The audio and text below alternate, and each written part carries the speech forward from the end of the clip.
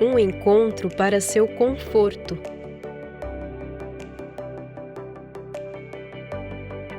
Uma adoração para sua satisfação.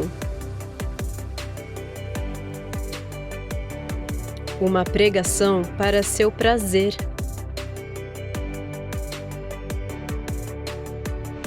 Uma missão para sua realização. Igreja On Demand, onde tudo é sobre você. Muito bem. Na semana passada, o pastor David encerrou a nossa série sobre família, na verdade falando a respeito da igreja. E ele acabou... Opa, deixa eu ver aqui a turma, calma lá. Muito bem. Dá um oi aí, gente. Você que ainda não deu oi aí no chat, dá um oi aí no chat, você que está em casa, ok? Então o pastor David, ele acabou falando um pouquinho, na verdade, ele meio que fez até uma introdução para a série que nós vamos tratar agora, nesse mês de junho, que nós estamos chamando de Igreja On Demand. Em 2020, o mundo mudou. Oh, estou esquecendo das crianças. Amém. Quem que está com as crianças hoje? A Ana? Ok. Então, crianças... Nós não estamos chamando aqui na frente ainda, para também não ter aglomeração. As crianças nós temos lá no nosso espaço, lá embaixo, Espaço Conviver, uma atividade com a tia Ana. Se você está aqui nos visitando, crianças até 10 anos de idade, podem ir para lá. Muito bem. Bom, então como eu ia falando, em 2020 o nosso mundo mudou.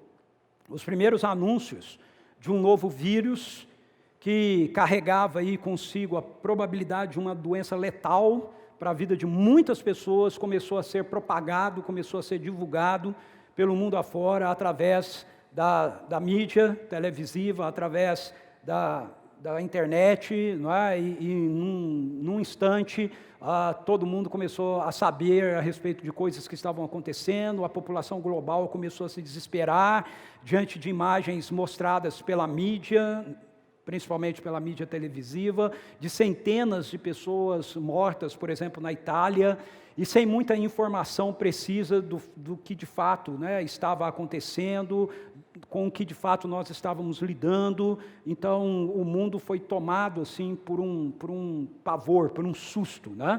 Diante de todo aquele cenário, diante de todo aquele quadro, e daqui a pouco começa a chegar notícia no Brasil de que alguém tinha estado na China e que tinha chegado em São Paulo, e olha só que coisa, né? E por um acaso, esse alguém que tinha estado na China e que tinha chegado em São Paulo tinha parente em Vinhedo.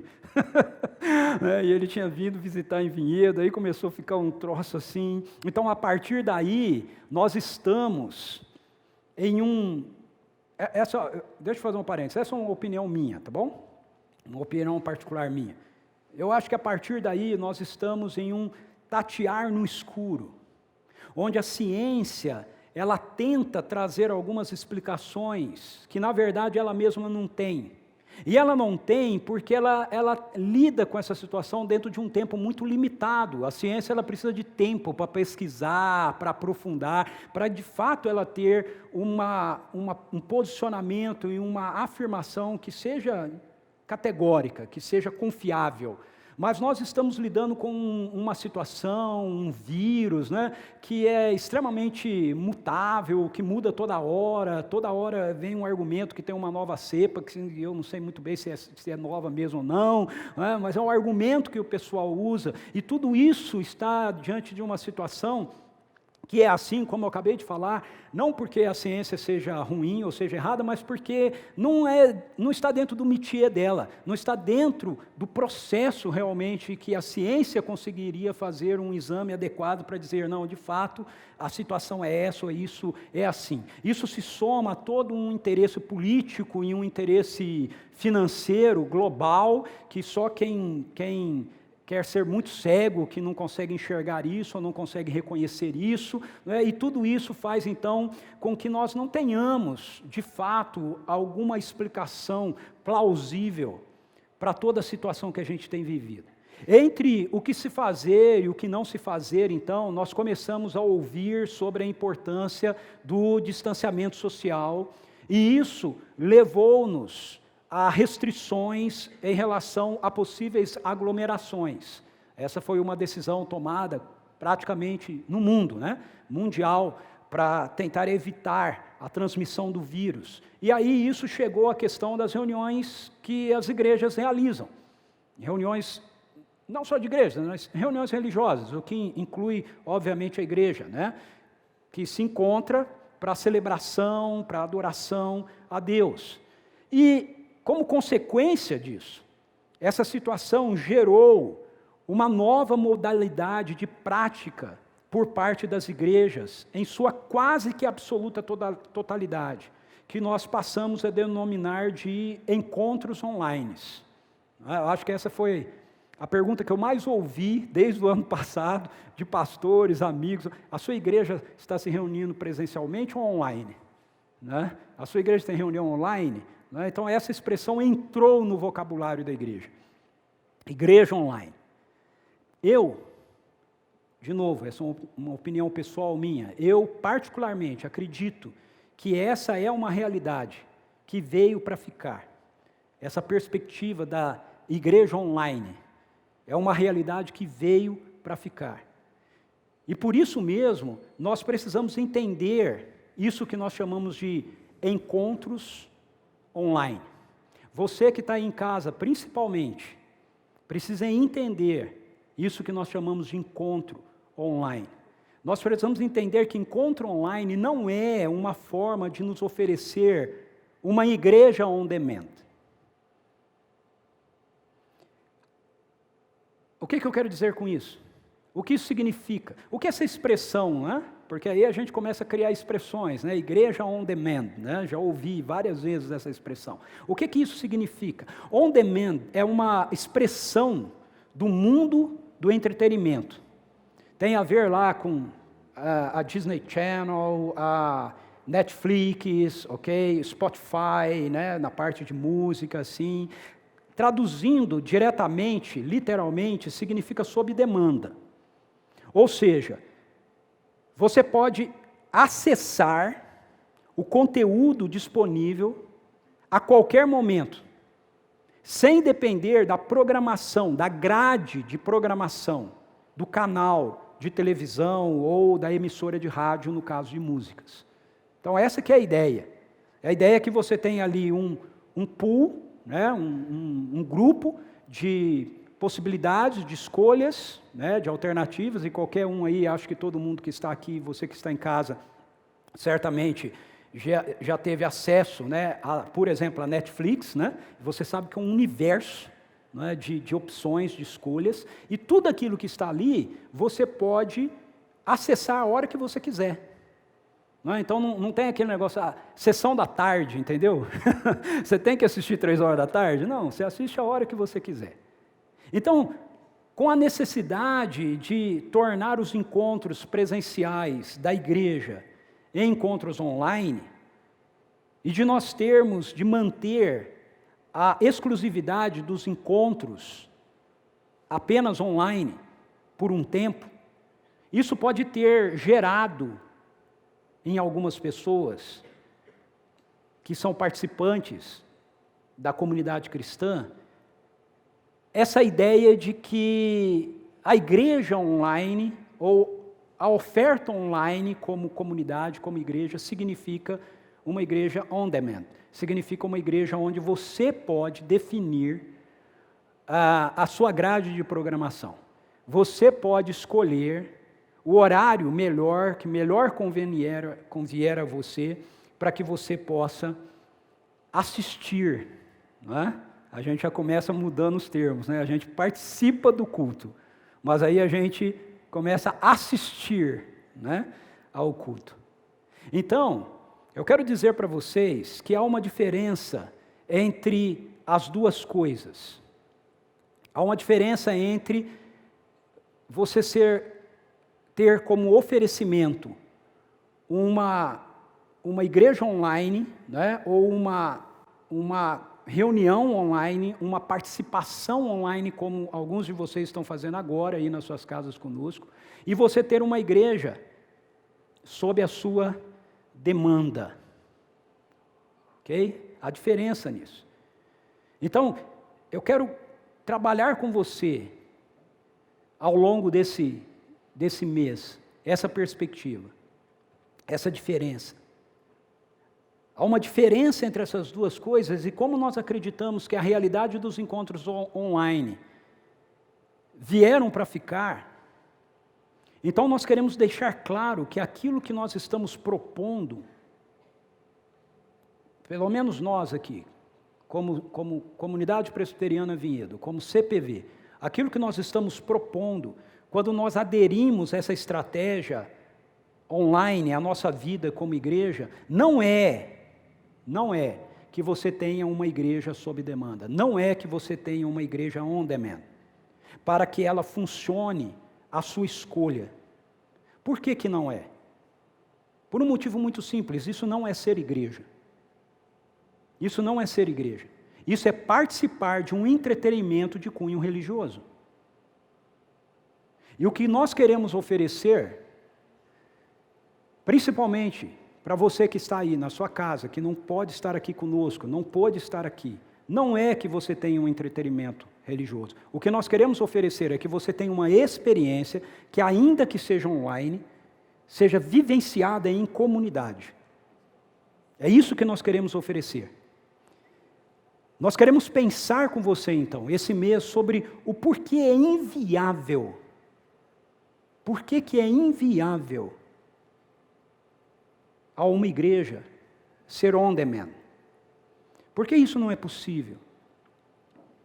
Uma característica que é oferecida pela programação on demand, que não se alinha com a igreja, é aquela que propõe que esse encontro seja um encontro para o meu conforto. Okay? Seja um encontro para o seu conforto, para o seu conforto. Se o que eu estou ouvindo, portanto, não estiver em conformidade com o que eu quero, não estiver em conformidade com o que eu gosto, é simplesmente fácil. Eu mudo de canal. Não é? Porque a programação on demand, o controle remoto está na sua mão. Não é? Então, se a igreja é uma igreja on demand, significa que se aquilo que você está ouvindo, como agora, não é? Você aqui, quem está presencialmente aqui é mais difícil levantar e sair, né? Não estou gostando disso que o pastor está falando, não, vou embora. Tem que ser mais cara de pau, né? Mas aí em casa, se você está me ouvindo e você fala, cara, não estou gostando desse negócio, o controle remoto está na sua mão. Você desliga, você muda, você procura outra estação. Você vai para outro canal no YouTube. Você vai ouvir outra coisa. O controle remoto está na sua mão. Isso é complexo. Isso é complexo para a igreja.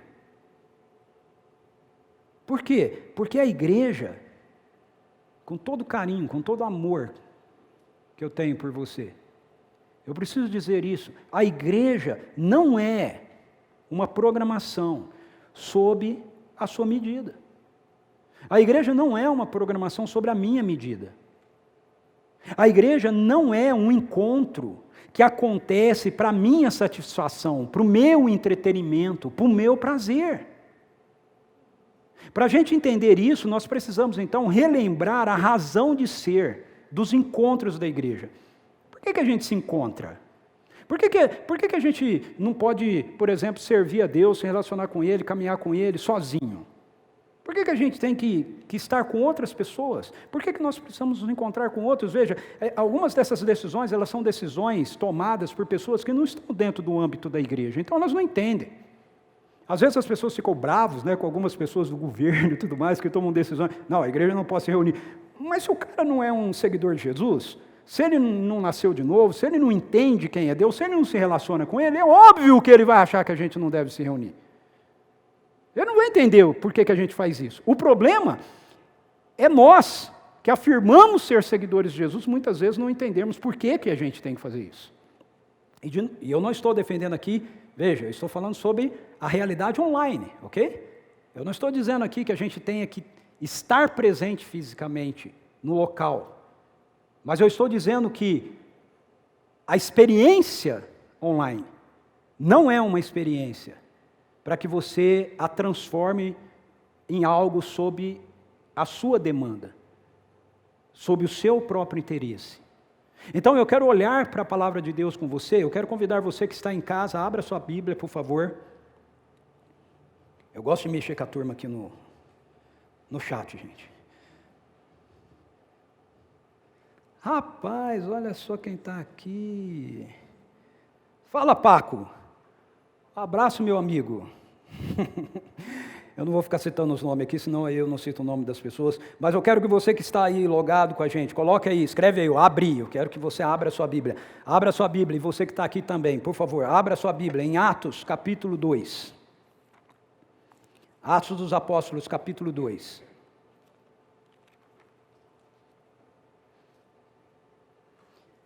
Vamos olhar para esse texto da palavra de Deus, em Atos capítulo 2, que nos apresenta o cenário da nova etapa da igreja que vem a ser com a nova aliança e da qual nós somos inseridos. Você sabe que a igreja é o povo de Deus em missão, ok? E a igreja como o povo de Deus em missão, ele caminha, ele se desenvolve em duas etapas. Uma etapa da antiga aliança que está centrada na nação de Israel, e a etapa da nova aliança, quando o Espírito Santo é derramado sobre todo o povo. E aí é juntado ao povo de Deus que começa a tomar forma na nação de Israel, gente de todo o povo, tribo, língua e nação. E aí o povo de Deus passa a ser constituído, por isso que nós chamamos de igreja, que nada mais é do que o grande povo de Deus na história, formado por judeus e por gentios. Gentios são pessoas de todas as demais nações sem ser os judeus. Atos capítulo 2, versículo 1 diz assim: E ao completar-se o dia de Pentecostes, estavam todos reunidos num só lugar. Ao completar-se o dia de Pentecostes, estavam todos reunidos em um só lugar. Duas perguntas: quem são todos? E a segunda pergunta: por que eles estavam todos reunidos num só lugar? Então, se você olhar, primeiramente, para Lucas, para o Evangelho de Lucas, no capítulo 24, verso 49, e Atos 1:8, você vai entender por que eles estavam todos reunidos no mesmo lugar. Então, Atos 24, 49, diz assim, Jesus diz assim: Eis que eu sobre vós envio a promessa de meu Pai. Contudo, permanecei na cidade até que sejais revestidos do poder do alto. Em Atos 1:8, ele diz: Contudo recebereis poder quando o Espírito Santo descer sobre vós, e sereis minhas testemunhas, tanto em Jerusalém como em toda a Judéia e Samaria e até os confins da terra. Então veja, eles estavam todos reunidos no mesmo lugar, porque Jesus tinha dado essa ordem. Jesus foi assunto aos céus, foi glorificado, foi assentar-se à destra de Deus Pai Todo-Poderoso, e ele disse: olha, aquilo que eu estou fazendo ainda não se completou. Vocês precisam esperar em Jerusalém até que eu envie a promessa do meu Pai, que é o Espírito Santo, até que eu batize vocês com a presença do Espírito Santo que está comigo, que está em mim. Então vocês vão ficar em Jerusalém. Então eles estavam reunidos ali por causa disso. E quem são todos? Todos você vai encontrar a resposta em Atos capítulo 1, versículos 12 a 14, olha só. Então, eles voltaram para Jerusalém, vindo do monte chamado das Oliveiras, que fica próximo a Jerusalém, a distância de cerca de 1 quilômetro. Assim que chegaram, subiram a um grande aposento, onde se hospedavam. Estavam presentes Pedro e João, Tiago e André, Filipe, Tomé, Bartolomeu e Mateus, Tiago, filho de Alfeu, Simão, Zelote e Judas, filho de Tiago. Todos estes perseveravam unânimes em oração, juntamente com as mulheres, com Maria, mãe de Jesus, e com os irmãos dele. Então aqui você tem a descrição de alguns daqueles que estavam lá, todos juntos, reunidos. Então quem são esses todos? São essas pessoas aqui, e mais algumas outras pessoas, que com o passar dos 40 dias da celebração de Pentecostes, começaram, 50 dias, né? Não, 40, porque aqui foi no final de Pentecostes, começaram a se reunir com eles. 50 dias. Esse foi o último dia, né? Então, esse grupo começou a se reunir, e outros seguidores de Jesus começaram a saber que eles estavam reunidos nesse lugar, e começaram a ir lá e estar com eles também. De formas que quando Atos 2 acontece, a gente tem um registro de que nesse encontro haviam 120 pessoas. Então esses são todos que estão ali são seguidores de Jesus, são pessoas que conheciam Jesus e que andavam com Jesus. Jesus lhes garantiu que ele enviaria a promessa do Pai, que é o derramamento do Espírito Santo sobre todo o povo de Deus. E é isso que está sendo descrito em Atos capítulo 2. Mas veja, quando o Espírito é derramado, nós vemos o efeito disso na vida dessa comunidade, na vida dessas 120 pessoas, na vida da igreja, na vida do povo de Deus. E a gente vê que quando o Espírito foi derramado, em Atos 2, não foi para o mero prazer, não foi simplesmente para o conforto deles. Por causa disso, nós não podemos ser uma igreja on demand, porque um encontro para o nosso conforto é inviável. Por nós sermos tomados pelo poder da mesma presença do Espírito Santo que foi derramado sobre eles naquele dia. Atos 2, 2-4 diz assim: eles estão reunidos todos nesse mesmo lugar e de repente veio do céu um barulho semelhante a um vento, soprando muito forte. E esse som tomou conta de toda a casa onde estavam assentados. Então todos viram distribuídos entre eles línguas como de fogo, e pousou uma sobre cada um deles, e todas as pessoas ali reunidas ficaram cheias do Espírito Santo e começaram a falar em outras línguas de acordo com o poder que o próprio Espírito lhes concedia que falassem. Então isso aqui é uma descrição sensorial da presença do Espírito Santo de Deus. O Espírito Santo de Deus é Espírito, ok? Então, você não enxerga o Espírito Santo, você não vê o Espírito Santo, mas ele tem maneiras de se comunicar com você, ele tem maneiras de mostrar para a gente que ele está ali, a presença dele está ali. Isso pode passar por impressões que a gente tem, ou por sentimentos que a gente tenha sensações no nosso próprio corpo, sentimentos, né, nas nossas emoções, mas toda a Bíblia mostra para a gente que às vezes essa percepção da presença dele toma uma forma sensorial, uma forma física, visível, não apenas de sentimento, mas de percepção. E é isso que está acontecendo aqui. Veja, o texto não diz que houve vento, o texto diz que houve um som como de vento. Então, é como se estivesse ventando, mas as folhas não mexem. Sabe, você escuta o barulho do mas as folhas das árvores não estão mexendo, a árvore não está balançando. Mas você fala, gente, mas está ventando. O que é isso? Né? Há línguas como de fogo. Você vê aquilo e diz, pousa um sobre cada um deles. Veja, é como de fogo, não era fogo, porque se é fogo, queimava. Não é? É como fogo. Então ele está aqueles sinais são sinais que estão mostrando que o Espírito Santo de Deus realmente está naquele lugar. Ele está ali. Eles estão percebendo isso. E aí o texto diz que quando eles são cheios do Espírito Santo, quando o Espírito é derramado, ele não é derramado para a satisfação própria deles. O texto não diz que o Espírito é derramado e eles se sentem entusiasmados ou alegres, emocionados em si.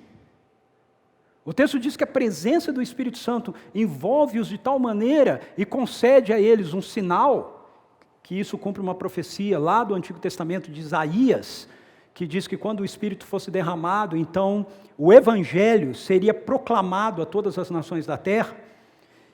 E aí, você vai ver um pouquinho mais adiante que as pessoas que estavam presentes em Jerusalém, essas línguas que eles estão falando aqui, nesse caso aqui, são idiomas.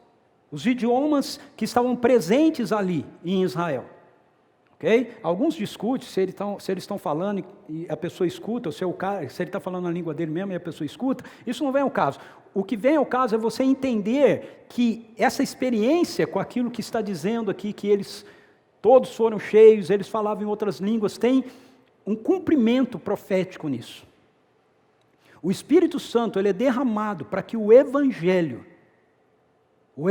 do Reino, que estava sendo proclamado a princípio para o povo judaico, fosse proclamado para todas as nações da terra. Mateus 28, vão e preguem para todas as nações. Como eles vão fazer isso? O Espírito Santo vai capacitá-los para que eles possam fazer isso. Então veja, nossos encontros não são encontros on demand, ok? Encontros para nossa própria satisfação pessoal, porque o Espírito Santo de Deus, ele está presente nesses encontros. Porque todas as vezes que o povo de Deus se reúne, e todas as vezes que o povo de Deus adora a Deus, a resposta de Deus a isso é o mover do Espírito dele entre nós. E o mover do Espírito dele entre nós não é só para que a gente se sinta confortável, ou bem, ou tenha alguma experiência, ok? Mas é para que a gente saia e a gente diga, nós não podemos ficar calados. A presença do Espírito Santo de Deus em nós não pode ser contida. O Espírito Santo não é derramado para nos mover para uma autossatisfação. O Espírito Santo é derramado para nos mover como testemunhas da ressurreição de Jesus. Atos 1:8, recebereis poder ao descer sobre vocês o Espírito Santo e serão minhas testemunhas. Por que você precisa do Espírito Santo para ser testemunha do Senhor? Por que não serve só a palavra? Já pararam para pensar nisso? O texto bíblico diz assim, vocês vão receber a palavra e aí vocês vão ser minhas testemunhas. Israel já tinha a palavra, eles tinham a lei, eles tinham a Torá. Eles testemunhavam a respeito da Torá, eles testemunhavam a respeito da lei, mas isso não era suficiente. Por que nós precisamos receber o Espírito Santo para que a gente possa ser testemunha de Jesus?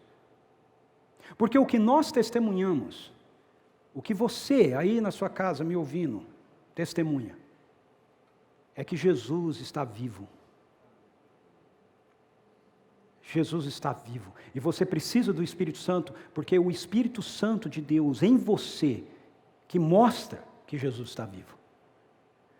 O Espírito Santo vivendo em mim, vivendo em você, ele insere a percepção da vida ressurreta de Jesus em nós. O apóstolo Paulo fala isso, que nós estamos vivos em Cristo, nós vivemos em Cristo. A vida dele está em nós, por causa da presença do Espírito Santo de Deus em nós. Então, o efeito de todo encontro com o Espírito Santo é o que será manifestado através da nossa vida, depois desse encontro.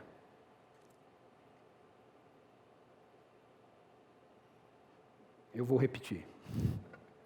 O efeito, do encontro do Espírito Santo de Deus na nossa vida, que mostra, que comprova a presença do Espírito Santo na nossa vida, não é o que nós recebemos, é o que se manifesta depois que nós recebemos. Amém? O fruto do Espírito, os sinais do reino, seu amor, bondade, generosidade, libertação, cura. É isso que o texto está nos mostrando aqui.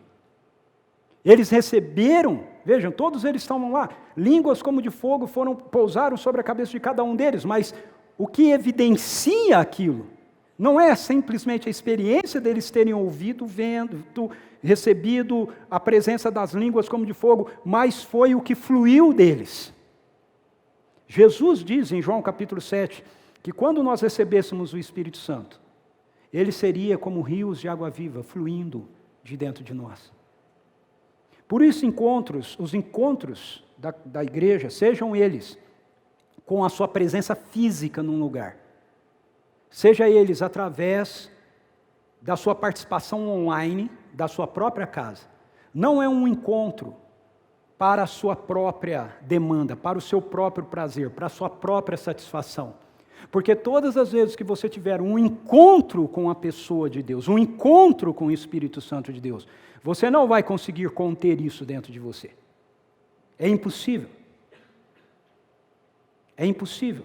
Não há como fazer isso. Nós não podemos ser uma igreja on demand porque um encontro para o nosso mero conforto é inviável pelo fato de que o nosso objetivo, quando nós nos encontramos, é a exaltação de Deus. Não é a nossa satisfação, não é o nosso prazer, é a exaltação de Deus. Olha só, eles começaram a falar, aí exaltar em outras línguas, conforme o Espírito lhes desse, lhes concedia que falasse. O verso 5 em diante diz assim: ora, estavam morando em Jerusalém judeus, tementes a Deus, vindos de todas as partes do mundo. Ao ouvirem aquele estrondo, juntou-se um grande número de pessoas e ficaram maravilhados, pois cada um os ouvia falar na sua própria língua. Perplexos e admirados, comentavam uns aos outros: porventura não são galileus todos esses que estão falando? Como então cada um de nós os ouve falar na nossa própria língua materna? Nós, que somos partos, medos, elamitas, habitantes da Mesopotâmia, Judéia, da Capadócia, do Ponto, da província da Ásia, da Frígia, da Panfilha, do Egito e das partes da Líbia, próximos a Cirene, e romanos que estão morando aqui, tanto judeus como convertidos ao judaísmo, os prosélitos, cretenses e árabes, todos nós os ouvimos, preste atenção, todos nós os ouvimos discursar sobre as grandes realizações de Deus em nossa própria língua. Então o texto nos diz no verso 4 que todas as pessoas ali reunidas ficaram cheias do Espírito Santo e começaram a falar em outras línguas, de acordo com o poder que o próprio Espírito lhes concedia que falassem. Eles falavam o quê? O verso 11 diz para a gente o que eles falavam. O texto diz: todos nós os ouvimos discursar ou falar sobre as grandes realizações de Deus em nossa própria língua. Então o que eles estavam fazendo? Eles estavam adorando. É isso que eles estavam fazendo. Eles estavam adorando. Eles estavam exaltando o Senhor. Eles estavam tão cheios da presença de Deus que eles estavam transbordantes. Eles não tinham como ficar calados. Eles tinham que glorificá-lo, exaltá-lo. Esse é o nosso primeiro chamado, ok? Encontros da igreja não podem ser encontros sob demanda, não podem ser encontros on demand. Não é um encontro para que você resolva que é o melhor horário de você participar e assistir é 11h30 da noite, porque na verdade o centro daquilo que está acontecendo não é você. Não sou eu, não somos nós, é Deus. Ele é o centro. Os encontros de uma comunidade de fé não têm como objetivo nos proporcionar informações sobre Deus. Não é assim: eu vou assistir 11h30 da noite, que é melhor para mim, porque aí eu vou lá ouvir o pastor fulano ou beltrano, aquilo que ele vai pregar, e eu vou aprender com ele. Veja, o ensino é muito importante, ok? A pregação é muito importante, mas o culto não é a pregação. O culto não é o ensino. O culto é o derramar da nossa vida em exaltação ao Senhor, a Ele. Isso inclui o ensino, mas vai muito além do ensino. Então não é meramente algo para que eu decida a hora que eu quero fazer para o meu bel prazer. É a consciência de que naquele momento as pessoas estarão juntas, com um só coração, em busca da mesma pessoa. Como nós costumamos falar aqui na nossa comunidade, uma só plateia, um só auditório. Deus. Deus. Então esses encontros têm como objetivo nos levar à pessoa de Deus, nos colocar face a face, nos colocar diante da presença de Deus.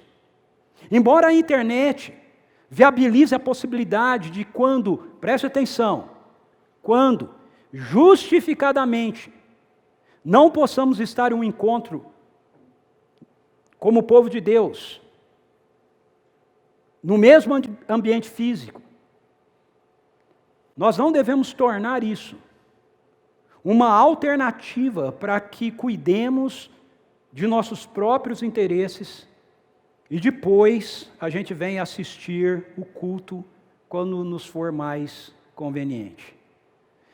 Se tem uma palavra que eu acho que não encaixa de jeito nenhum nesse negócio, é assistir o culto. Ok? Você não assiste culto, você cultua, você celebra, você adora, você persegue, você o busca. E aí você diz assim para mim, mas Ricardo, eu não posso fazer isso sozinho? Sim, pode e deve. Mas não pode e nem deve fazer somente sozinho. Por quê? Porque a palavra de Deus diz que há uma experiência com a presença de Deus que só pode ocorrer quando o povo de Deus está junto. É simples assim. E não adianta você querer atualizar a Bíblia. É desse jeito. Não adianta você procurar um pastor que vai falar aquilo que você quer ouvir. Porque isso não muda nada. O que a palavra de Deus diz está dito. Não importa se o Ricardo Costa diz diferente daquilo que a palavra de Deus está dizendo. Isso não muda nada. A verdade é aquilo que está nas Escrituras. Não é o que um pastor famoso fala. E o que as Escrituras nos dizem é que nós temos essa experiência pessoal com Deus, ok? Mas existe uma medida dessa experiência com a presença de Deus que só pode acontecer quando o povo de Deus está junto. Deixe-me ler um texto que mostra isso. Mas eu não quero ler aqui na minha tradução da King James, porque no caso desse texto eu gosto mais da tradução da Almeida.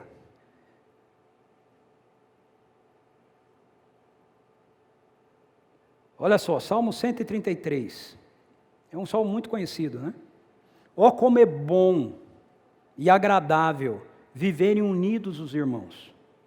É como óleo precioso sobre a cabeça, o qual desce pela barba, a barba de Arão, e desce para a gola de suas vestes. É como o orvalho do Hermon, que desce sobre os montes de Sião. Ali aonde? Aonde os irmãos estão juntos, o Senhor ordena a sua bênção e a vida para sempre. Aí você diz, mas está falando aqui sobre os irmãos viverem unidos. Não está falando sobre reunião, não, está falando sobre reunião, porque esse salmo aqui diz respeito, era um salmo celebrado e cantado pelo povo de Israel quando eles iam se reunir no templo. Quando eles iam adorar juntos no templo. Então isso aqui não está falando da nossa comunhão diária, isso aqui está falando da nossa união, de nós estarmos juntos para celebrarmos a Deus. O objetivo de termos um encontro online, portanto, não é para que isso se encaixe melhor à nossa conveniência, à sua conveniência, mas é para que, apesar das impossibilidades de estarmos presentes em um mesmo local físico, nós possamos estar juntos. Então, por exemplo, nesse momento, nós estamos juntos. Você que está aí na sua casa, que está me ouvindo, nesse momento você está junto conosco. Por quê? Porque a presença de Deus, Deus é Espírito, e a presença de Deus não está nesse prédio, não está nesse lugar. A presença dele que está aqui está aí na sua casa. Ok? Então, estar junto não significa necessariamente estarmos juntos no mesmo ambiente físico, mas significa estarmos juntos no mesmo tempo em comum. Ok? E isso é possível. Essa semana eu ouvi uma pessoa, no Eu, Você e a Bíblia, falando comigo, uma pergunta da filha dela, lá da Alemanha. Ok?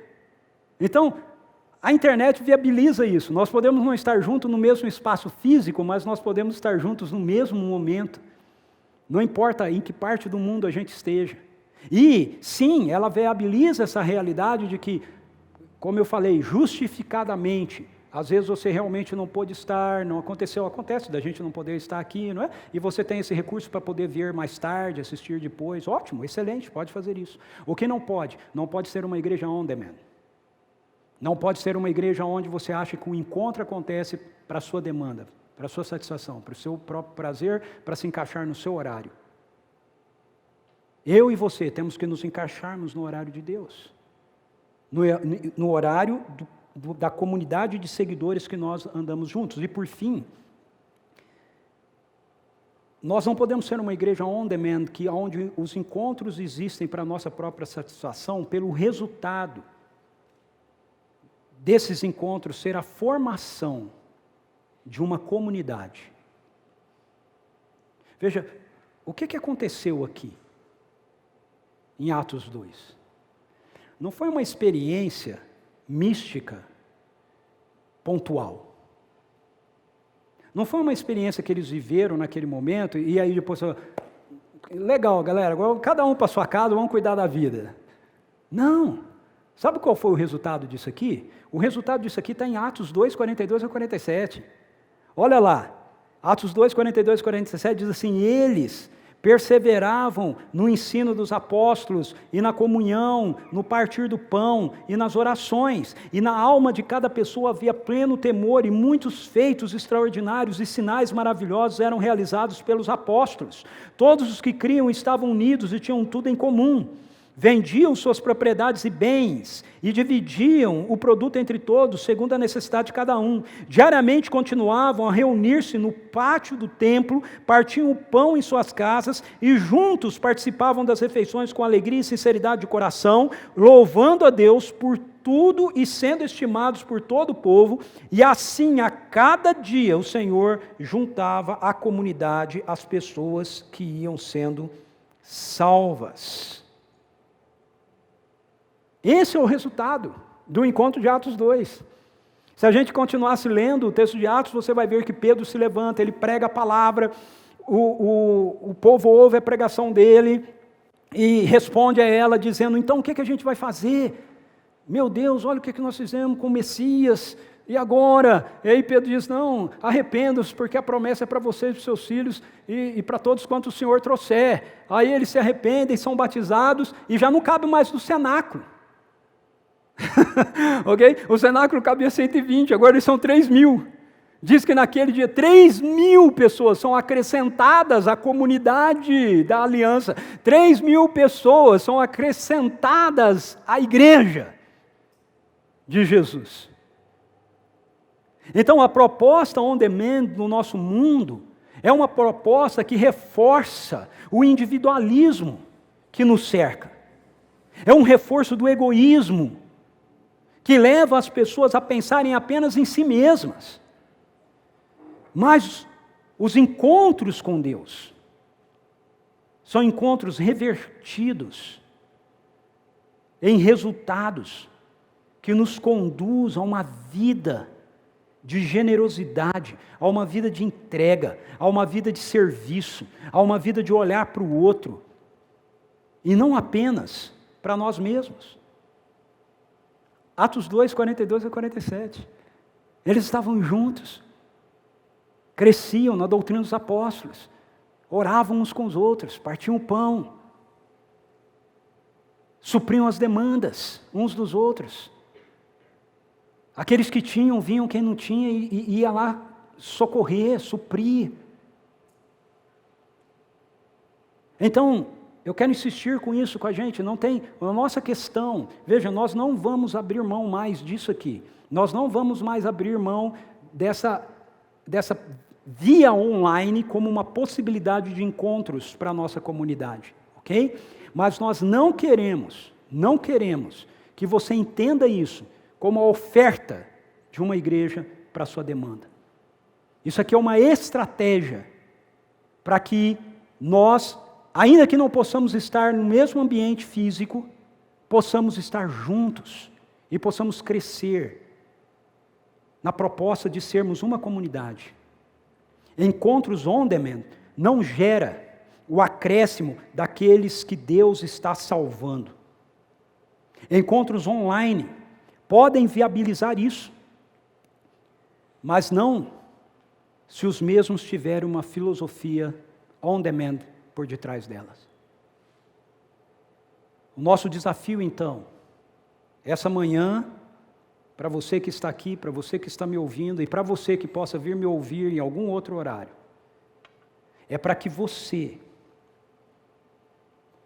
caso se sinta ou esteja inviabilizado de estar presente no mesmo espaço físico, comprometa-se a estar presente no mesmo tempo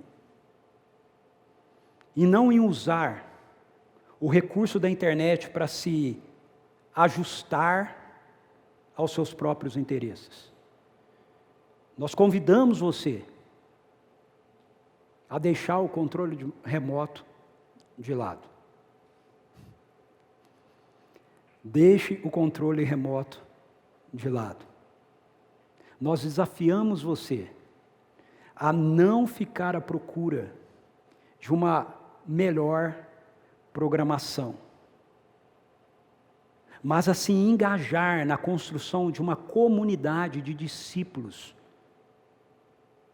onde você irá ter o compromisso sobre as demandas que existem,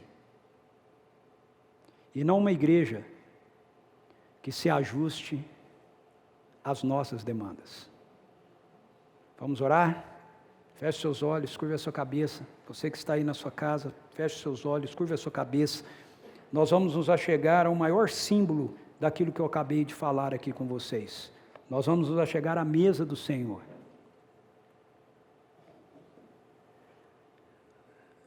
Muitos pastores e líderes discutem também essa questão. É viável fazer a ceia com a pessoa que está lá na casa dela, online, ela não tem que estar presente? Tudo depende. Tudo depende. Se ela estiver lá online, mas ela estiver com um só coração com a gente, um só propósito, um só compromisso, o que eu quero é construir comunidade com esses irmãos, ainda que eu não esteja no mesmo espaço físico, eu estou com eles, eu caminho com eles, eu sonho com eles, eu anseio o reino com eles. Então sim, a gente pode sim, você que está aí na sua casa, você está participando da ceia, como se você estivesse aqui. E você que está aqui, precisa se lembrar que, e você que está em casa, que essa mesa nos convida para essa realidade, de sermos o grande, parte da construção do grande povo de Deus, que vive em missão no mundo. Vamos orar, Pai, em nome de Jesus. Nós colocamos aqui a nossa vida diante do Senhor. Nós te somos tão gratos, Senhor, pela sabedoria do alto que o Senhor divide com a humanidade. A Tua palavra nos diz que toda boa dádiva, todo dom perfeito provém do Senhor, e nós temos a certeza absoluta de que a tecnologia é um dom que vem do Senhor, um presente do Senhor para a humanidade. A humanidade, marcada pela rebelião, pode usá-la de uma maneira muito errada, mas nós, como parte do Teu povo, queremos usá-la bem, Senhor. E muito obrigado, porque nós podemos usar desse recurso hoje, nós termos uma parte da igreja reunida no mesmo lugar, mas temos muitos outros irmãos que estão reunidos conosco, no mesmo tempo, apesar de estarem em outros lugares, porque o Senhor não está preso a um lugar. Mas a Tua palavra nos diz que o Senhor traz a Tua presença sobre um povo que se reúne em busca dela. Então, Pai, nesse momento, quando nós vamos participar da Tua mesa, daquilo que apresenta para nós a realidade do que o Teu Filho fez em nós e por nós, pedimos, livra-nos de uma fé individualista. Ensina-nos a construirmos uma fé comunitária, uma fé que é fruto de um povo que chama pelo Teu nome. É em nome de Jesus. Amém.